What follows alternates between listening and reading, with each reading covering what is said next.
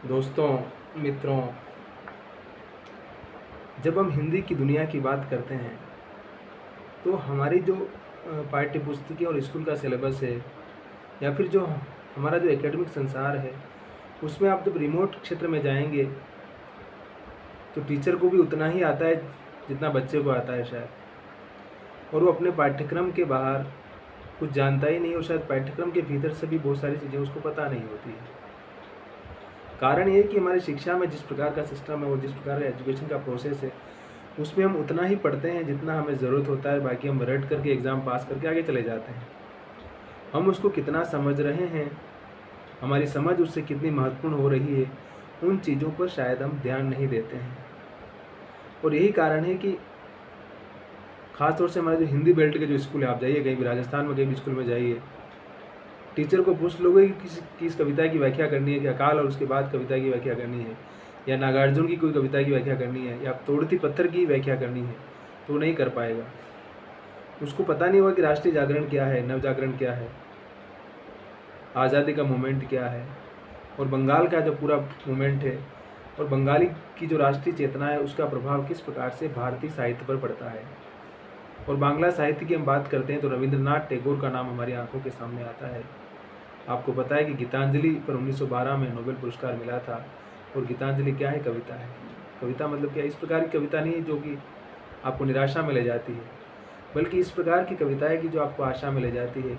और रविंद्रनाथ टैगोर एक ऐसा शख्स है बांग्ला का जिसका प्रभाव पूरे भारतीय साहित्य के ऊपर है। इसको भी समझने की आवश्यकता है हमें। हम हिंदी वाले शायद अपनी हिंदी की दुनिया से बाहर जाना ही नहीं चाहते हैं, और हिंदी के लेखकों की शायद इसलिए लोकप्रियता नहीं है, उनको जनता चाहती नहीं है। बाकी भारतीय भाषाओं के लेखक, चाहे बांग्ला की बात करो, कन्नड़ की बात करो, तमिल की बात करो, तेलुगु की बात करो, पंजाबी की बात करो, गुजराती की बात करो, सिंधी की बात करो, आखिर जो भाषाएं हैं उनमें लेखकों को, रचनाकारों को इतना, कलाकारों को इतना महत्व क्यों है? जब उनकी मृत्यु होती तो न जाने लाखों उनके फ्यूनरल में जाते हैं, लेकिन हिंदी का लेखक मरता है तो कोई जानता ही नहीं कि हिंदी का लेखक मर गया है। क्यों ऐसा होता है? अभी इस पंजाब के जो सुरजीत पात्र साहब मर गए थे तो खुद सीएम उनके फ्यूनरल में जाते हैं, और इंटरनेट, यूट्यूब पर बड़े उनके इंटरव्यू आ रहे हैं, पुरानी चीज़ें आ रही हैं, उनके बारे में लोग उनको याद कर रहे हैं अपने अपने तरीके से। और उनके गीतों की इतनी लोकप्रियता, उनकी रचनात्मकता की इतनी लोकप्रियता है कि सामान्य पाठक उनको बहुत चाहता है। लेकिन हिंदी के लेखकों के साथ विडंबना ये है कि हिंदी के लेखक अपनी दुनिया में इतने आत्ममुग्ध होते हैं, अपने ज्ञान के बोझ तले इतने अधिक दबे जा रहे हैं कि उनको जनता से को लेना ही नहीं है, जनता की पीड़ा का उनके कोई वास्ता ही नहीं है। प्रेमचंद बेचारे कहते रह गए, विवेकानंद कहते रह गए कि आपको जनता के पास जाने की आवश्यकता है। प्रेमचंद कहते रह गए कि लेखक को ज़मीनी स्तर पर लोगों से जुड़ने की आवश्यकता है, अपना काम करे। वो किस प्रकार से उस जन तक पहुँचे। लेकिन हिंदी के लेखक अपने एकेडमिक दुनिया और अपने उस कुर्सी को छोड़ना ही नहीं चाहते हैं, और उस कुर्सी पर बैठने के बाद उनको लगता है कि सारा ज्ञान हमारे भीतर ही है। और ख़ास तौर से जो तमाम मार्क्सिस्ट, सोकोल्ड जो मार्क्सिस्ट है, जो सच्चे मार्क्सिस्ट उनकी बात नहीं कर रहा हूँ, जो सोकोल्ड मार्क्स बात के नाम पर हिंदी की दुनिया में हिंदी के डिपार्टमेंट में भरे पड़े हैं, उन्होंने हिंदी डिपार्टमेंटों का इतना कबाड़ा कर रखा है कि उसकी कल्पना नहीं कर सकते हैं आप। अपने चले चपाटों को लेके आएंगे, उन्हीं की दुनिया बनाएंगे, उसी की दुकान चलाएंगे और बस अपना धंधा जारी रखेंगे। वो कभी समाज के बारे में, लोगों के बारे में, बाकी चीज़ों के बारे में जैसे सोचना ही नहीं चाहते हैं। उन्हें कोई मतलब ही नहीं उन्हें, क्योंकि हिंदी की दुनिया ऐसी ही है। इसलिए आज की तारीख में अशोक वाजपेयी जी एक दिन अपने इंटरव्यू में कहीं बोल रहे थे कि हिंदी के लोग उसके साथ धोखा कर रहे हैं। लेकिन क्या करेंगे वाजपेयी साहब, बात तो आपकी सही है, लेकिन क्या कीजिएगा, क्योंकि हिंदी में सब लोग आपकी तरह नहीं है, खुले दिमाग के, खुली सोच के। कि आप तो खैर ब्यूरोक्रेट थे, लेकिन उसके बावजूद भी आपने इतना कंट्रीब्यूशन किया। लेकिन जो एकेडमिक दुनिया में जो लोग भरे पड़े हैं, वो अपने चेले चपाटों को नौकरी लगवाते हैं, उन्हीं के लिए काम करते हैं और बाकी चीज़ों पर सोचना विचारना नहीं चाहते हैं। तो ये सब विडंबना है उसकी। तो मैं रविंद्रनाथ टैगोर की बात कर रहा था। टैगोर साहब का प्रभाव किस प्रकार से पूरे भारतीय साहित्य के ऊपर पड़ता है, और उस प्रभाव के कारण वो किस तरह से बाकी सारे भारतीय साहित्य को प्रभावित करते हैं। और राष्ट्रीय चेतना से लेकर के सामाजिक चेतना, सांस्कृतिक चेतना, सारे परिवर्तन में रविंद्रनाथ टैगोर का बहुत बड़ा स्थान है। टैगोर का गोरा उपन्यास पढ़िए, आँख की किरकिरी पढ़िए, उनकी गीतांजलि पढ़िए, उनकी कहानियाँ पढ़िए, उनके भाषण सुनिए। उन्होंने खुद विश्व भारती विश्वविद्यालय की स्थापना की थी अपने ज़माने में, और खुद का अच्छे खासे समृद्ध परिवार से थे। तो उन्होंने सारी अपनी रचनात्मकता को समाज के लिए, लोगों के लिए लगाया, और तमाम कलाओं का ज्ञान था, संगीत, पेंटिंग, सारी कलाएं लगभग जानते थे वो। तो इसलिए रविंद्र संगीत भी प्रसिद्ध है बंगाल में। और बंगाल के लोगों से मिलिए कभी आप, जाकर जाते जानते हो तो कितना प्यार करते हैं रविंद्रनाथ टैगोर से। हमारी हिंदी भाषा में शायद मुझे याद नहीं कि कोई एक ही लेखक हुआ जिससे लोग इतना प्यार करें, मतलब उसको प्यार भी करते होंगे। रविंद्रनाथ टैगोर के लिए मतलब लोग बांग्ला के लोग कुछ भी करने को तैयार हैं, कंट्रीब्यूशन करना, उनको याद करना, उनके संगीत से लेकर उनके साहित्य, उनकी रचनात्मकता को लेकर के, उनकी जयंती, जो भी प्रोग्राम करना हो, कुछ भी करना हो, सेलिब्रेट करना उनको। तो आखिर हिंदी को जो काउ बेल्ट कहा जाता है, जो बीमारू प्रदेश कहा जाता है, क्यों कहा जाता है? हिंदी पट्टी की जो बीमारू प्रॉब्लम है उसको समझने के लिए इस चीज़ को भी समझने की आवश्यकता है हमें कि भाषाओं के जो लेखक हैं, भारतीय भाषाओं के, उनको इतनी लोकप्रियता, उनका साहित्य भी फेमस है, उनके लोग भी चाहते हैं, लोग जानते भी हैं उनको, लेकिन हिंदी के लोग सिर्फ अपनी आत्ममुग्धता और अपनी आत्ममूर्खता के चक्कर में समाज से इतना दूर चले गए हैं और वो तमाम जो मुद्दे जिनको ट्रेस करना, उनको ट्रेस करने को तैयार नहीं है, चाहे जाति का हो, चाहे धर्म का हो, चाहे वर्ण का हो, चाहे वर्ग का हो, चाहे बेरोजगारी का हो। क्योंकि सिर्फ विश्वविद्यालय के परिसर से ही हम दुनिया को नहीं चला सकते हैं, उससे बाहर भी दुनिया को देखना होगा। नहीं, विश्वविद्यालय के परिसर की अपनी भूमिका है, उसका योगदान ऐसी बात नहीं है, लेकिन उसके बाहर हम कितना जाते हैं और हमारा ज्ञान समाज तक कितना पहुंचता है, ये हिंदी वाले लोगों को सोचने की आवश्यकता है। हिंदी वाले लोग अपनी कमजोरियों और कमियों को कितना अधिक उजागर कर सकते हैं। उदय प्रकाश इसलिए बार बार शिकायत करते हैं, लेकिन उदय प्रकाश ही कौन सुनता है? क्योंकि हिंदी के लोग तो उनसे सब बड़े हैं ना, और यहाँ सब अलग अलग मठ बना करके, सब अपने अपने गढ़ बना करके अपनी अपनी दुकानदारी भी चलाने में लगे हुए हैं। तो जो आलोचना करेगा उसको आप एकेडमी से भी बाहर कर देंगे, उसको आप पावर से भी बाहर कर देंगे, और उसको तमाम समागम से बाहर करके बोलेंगे ये तो हमारा विरोधी है।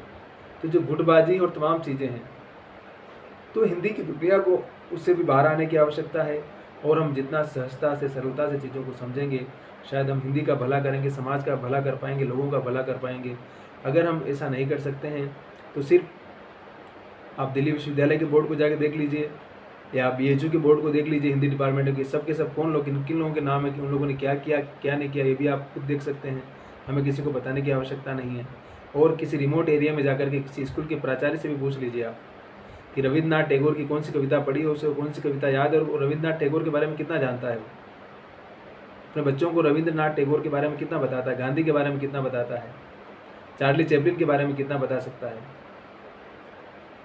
विवेकानंद के बारे में कितना बता सकता है। तो जो समाज शिक्षा पर महत्व समझता है, उसको महत्व देता है, वो हमेशा आगे जाता है। जो अज्ञानता और अंधकार और अंधविश्वास की दुनिया में जाएगा, उसका डेवलपमेंट भी उसी तरह का होगा और वो समाज भी वैसा ही बनेगा।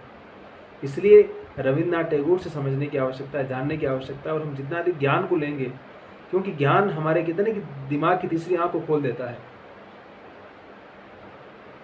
महात्मा बुद्ध ने कहा ना अपने शिष्य से कि आनंद अप दीपो भव, आनंद आपको अपना प्रकाश खुद बनना है। मैं तुमको ज्ञान सब कुछ दे दूंगा, लेकिन जब तक तुम अपने दिमाग को, अपने विवेक को इस्तेमाल नहीं करोगे, तब तक तुम अपने जीवन में अपने फैसले नहीं कर पाओगे, अपनी समस्याओं का खुद समाधान नहीं कर पाओगे। और जब तक तुम अपनी समस्याओं का समाधान खुद नहीं कर पाओगे, तब तक मैं कुछ भी नहीं कर सकता हूँ। तुम्हें खुद अपने, जिसे हम लोग कहते हैं ना कि अपने पैरों पर खड़े होना। माँ बाप कहते हैं ना कि बच्चा पैरों पर खड़ा हो गया, जॉब लग गया, शादी हो गया, सब कुछ हो गया, उसका अपना खुद निर्णय लेता है, खुद अपना काम करता है, अच्छा कमा रहा है, अच्छा सोचता है, अच्छा पढ़ता लिखता है, अच्छे लोगों के साथ रहता है और जीवन में कुछ बड़ा करने का ख्वाब रखता है।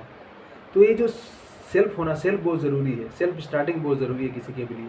और ये सेल्फ स्टार्टिंग तभी आएगी हर जनरेशन में, समाज में, जब हम अपनी पीढ़ी को या अपने लोगों को ज्ञान से रूबरू कराएंगे, ज्ञान की दुनिया से परिचित करवाएंगे, उनके साइंटिफिक टेम्पर को डेवलप करेंगे, उनके अंदर साहचर्य और प्रेम का भाव विकसित करेंगे। और ये तभी हो सकता है जब समाज पढ़ेगा लिखेगा, चीज़ों को समझेगा। अंधविश्वास और अंधश्रद्धा का शिकार रहेगा, तब तक उसका डेवलपमेंट नहीं हो सकता है, वो विकास नहीं कर सकता है। इसलिए हंसते रहिए, मुस्कुराते रहिए, मस्त रहिए, पढ़ते रहिए, लिखते रहिए, और अपने वक्त का सम्मान करना बहुत ज़रूरी है। जो कुछ हमारे पास है उसके प्रति हम शुक्रगुजार रहें हमेशा, उस यूनिवर्स के प्रति, और बी पॉजिटिव और सकारात्मकता के साथ अगर निरंतर हम आगे बढ़ते रहे अपनी ज़िंदगी में, तो हम नामुमकिन को भी मुमकिन में कन्वर्ट कर सकते हैं। इसलिए मैं नहीं कर सकता हूँ, नेगेटिविटी कि मैं बहुत कमज़ोर हूँ, मुझे तो कुछ नहीं आता है, मेरा तो चेहरा ही बहुत ख़राब, सुंदर नहीं हूँ मैं, तो इन सब भावों से मुक्त होकर के एकदम स्वच्छंद और मुक्त जीवन जीना है। अगर हम अपनी धुन में, अपने हाल में जीने लगे तो ज़िंदगी को बेहतर और बेस्ट बना सकते हैं। इसलिए हंसते रहिए, मुस्कुराते रहिए, मस्त रहिए, आबाद रहिए और अपने समय का यूज़ कीजिए, क्योंकि दुनिया में हर चीज़ वापस खरीद सकते हैं, हम समय वापस नहीं ला सकते। याद रखिए, आपका दिन बहुत शुभ हो, बहुत महान हो और आप लगातार आगे बढ़ें, उन्नति करते रहें और सेल्फ बने, चीज़ों को समझें, लोगों की बातों में ना आए, धोखे में ना फंसें और मीठे मीठे और चापलूस लोगों के चक्कर में ना पड़े, क्योंकि इस दुनिया में जो दिखता है वो होता नहीं है और जो होता है वो दिखता नहीं है। ये सब समझने की आवश्यकता और दुनियादारी सीखने की बहुत ज़रूरत है हमें। और जब हम घर से बाहर निकलेंगे तो सब समझ में आएगा, घर के अंदर रहेंगे तो नहीं समझ में आएगा। इसलिए कहा ना कि बाहर निकलो, लोगों से जुड़ो, मिलो, समझो उनको, बात करो, चीज़ें समझ में आएगी, समय लगता है लेकिन समझ में आएगा। इसलिए हंसते रहिए, मुस्कुराते रहिए, मस्त रहिए और हमारे साथ जुड़े रहिए और बी पॉजिटिव और मुस्कुराते रहिए।